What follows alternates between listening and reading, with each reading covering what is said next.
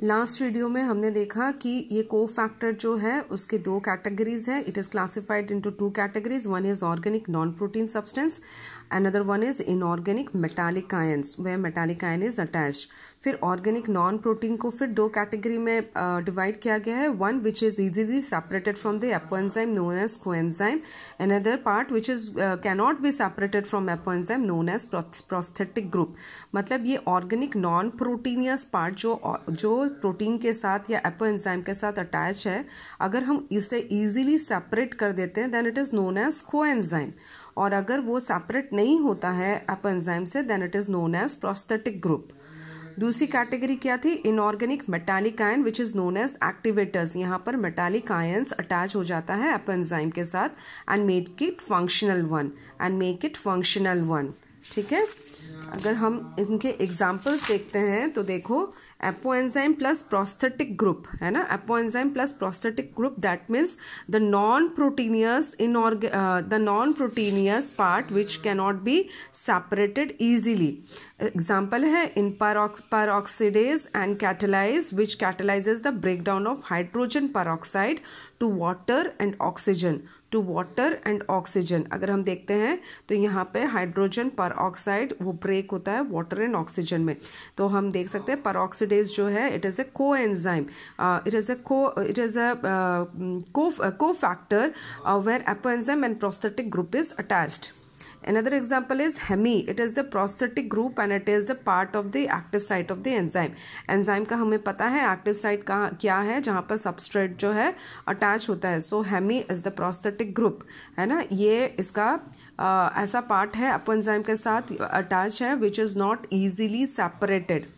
Then come to the coenzyme. Coenzyme are vitamins. ठीक है, जिसको हम इजीली सेपरेट कर सकते हैं. For example coenzyme nicotinamide adenine dinucleotide NAD है ना. निकोटिनामाइड एडेनिन डाइन्यूक्लियोटाइड और ये है nicotinamide adenine dinucleotide phosphate which contains the vitamin niacin. So we can easily separate this niacin from the apoenzyme. That's why it is known as coenzyme. Metallic ion है ना, हमने एक दूसरा group भी पढ़ा था जिसमें यहाँ पर क्या होता है कि इनऑर्गेनिक मेटालिक आयन अटैच होता है which is known as an activator. उसका एग्जाम्पल है enzyme plus metallic ion and it form the coordination bond with side chain at the active site. Active site मतलब एंजाइम का active site है and at the same time form one or more coordination bond with the substrate. It form the side chain with the active site of the enzyme and as well as it form the more coordination bond with the substrate. For example, zinc. Zinc is a cofactor और हम बोल सकते हैं कि metallic ion part है for the proteolytic enzyme carboxypeptidase. For the enzyme carboxypeptidase. ठीक है, तो ये जिंक जो हो गया वो मेटालिक आयन है.